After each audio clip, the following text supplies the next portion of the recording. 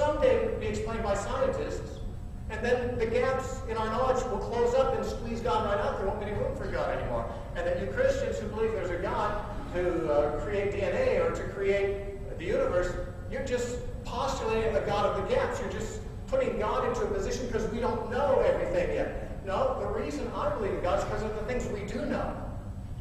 There's lots of things we don't know, I'll admit it, and many of them may be discovered in the future.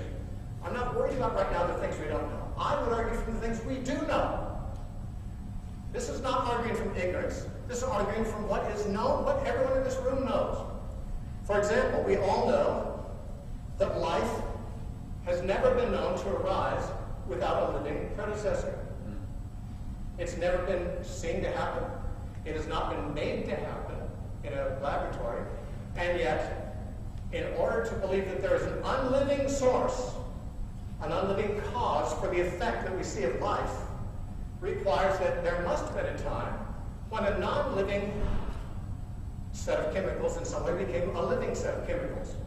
Now, it's a nice thing to suggest. It's the only thing you can suggest if there's no God. But we don't know that there's no God.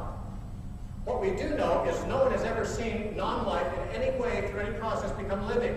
And therefore we can say, one thing we do know is until scientists find out something otherwise, all experiments, all observations tell us that life does not arise from anything except previously existing life. Therefore, the effect of life must have a cause adequate to produce it, and non-living cause would not be adequate.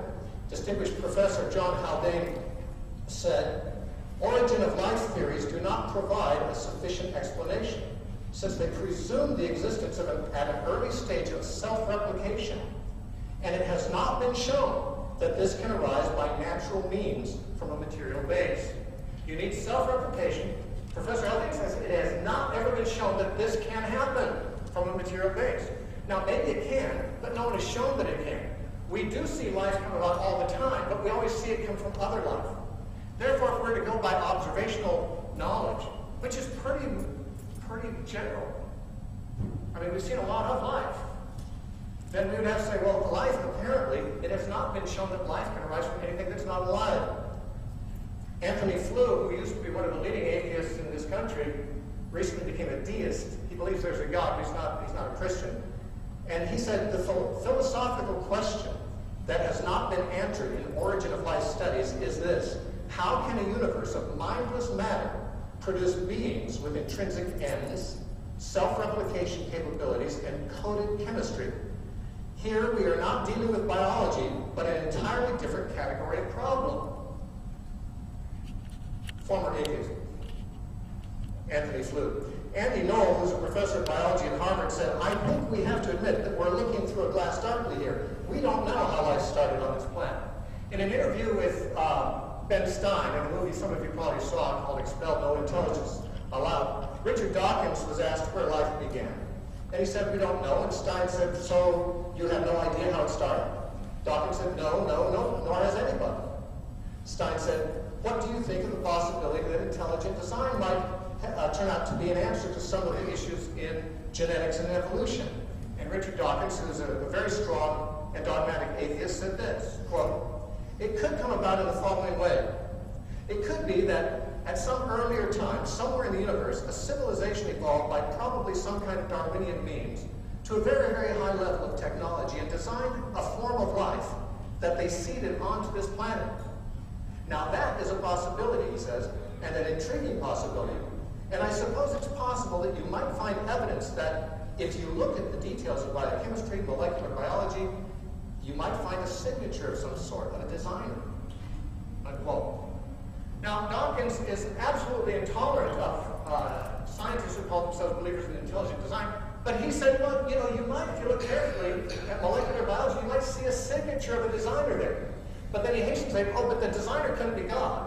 It had to be creatures like ourselves, or better, more, fully evolved than ourselves. But they have to be part of nature too. Why? Because he says so? Why should we believe that?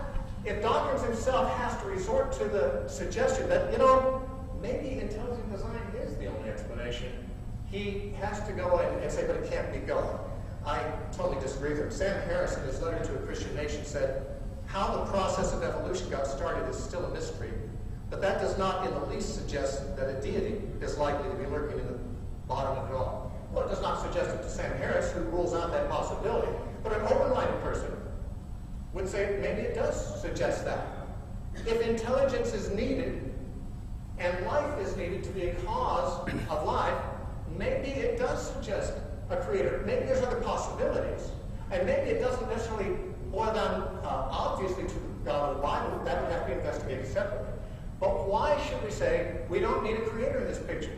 Well, no one has shown yet that anything other than a creator can produce life. And also the information itself. I'm afraid I'm running a long time. How much time do I have? Minute and a half, okay. I wanted to give many more points, but I'm a little too long-winded, as you probably already noticed. One thing also we know, besides that life doesn't come from non-life, is that information always proceeds from intelligent minds seeking to communicate. A gene is a collection of information, genetic information, that has to be transmitted and read and understood by parts of the cell to make protein molecules. And this information is like it's like linguistic information, and it is read like writing on a page is read by intelligent minds.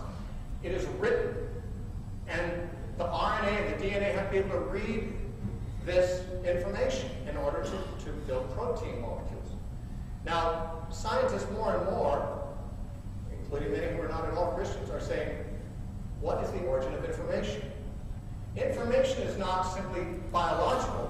Information is supra-biological. It has to do with information is something else. For example, if you and I were walking on the beach and we saw a bunch of sticks and stones scattered around on the sand, we'd say, well, that's a product of nature. There's no design to this. If we saw sticks that were laid out in, say, in the form of a triangle, we'd say, well, that could still be natural, but that's quite a coincidence that it came out in a perfect triangle, these three sticks. However, if you saw a series of sticks laid out, spelling out the words, John loves Mary, you would never be able to suggest that was a natural phenomenon, not just because it's hard for nature to produce that structure, but because the structure itself has